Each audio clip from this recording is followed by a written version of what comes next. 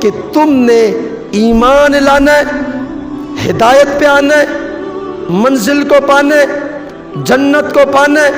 حضور کو پانا ہے، صورت کو پانا ہے، سیرت کو پانا ہے، حضور کی مکی زندگی کو پانا ہے، حضور کی مدنی زندگی کو پانا ہے، حضور کے معجزات کو سمجھنا ہے، حضور کے کرامات کو سمجھنا ہے، حضور کے بچپن کو سمجھنا ہے، حضور کے لڑکپن کو سمجھنا ہے، حضور کے جمال کو سمجھنا ہے، حضور کے کمال کو سمجھنا ہے، حضور کے شباب کو سمجھنا ہے، حضور کی طہارت کو سمجھنا ہے، حضور کی شریعت کو سمجھنا ہے، حضور کی نبوت کو سمجھنا ہے، حضور کے ختم نبوت کو سمجھنا ہے، حضور کے جہاد کو سمجھنا ہے، حضور کے بیان کو سمجھنا ہے، حضور کے واعظ کو سمجھنا ہے، حضور کی نصیحت کو سمجھنا ہے، حضور کی عبادات کو سمجھنا ہے، حضور کی ریاضت کو سمجھنا ہے، حضور کی مکی زندگی کو سمجھنا ہے، حضور کی اولاد کو سمجھنا ہے، حضور کے ازواج کو سمجھنا ہے، حضور کے کردار کو سمجھنا ہے، حضور کے اخلاق کو سمجھنا ہے، حضور کے گفتار کو سمجھنا ہے، حضور کے لباس کو سمجھنا ہے، حضور کے زلفوں کو سمجھنا ہے، حضور کے لبوں کو سمجھنا ہے، حضور کے نظریے کو سمجھنا ہے، حضور کے فکر کو سمجھنا ہے، حضور کے انداز کو سمجھنا ہے، حضور کے دن کو سمجھنا ہے، حضور کی رات کو سمجھنا ہے،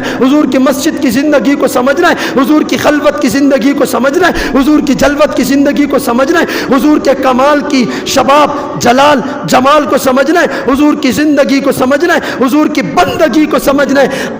تجھے بتاؤں، حضور کے بچپن سے لے کر جوانی سے لے کر حضور کے آخری عمر تک حضور کے سارے کردار کو سمجھنا ہوگا تو صحابہ کو سمجھنا ہوگا۔ صحابہ کو نہیں سمجھو گے، اللہ کی قسم حضور کے زلفوں کی بات بھی نہیں کر سکتے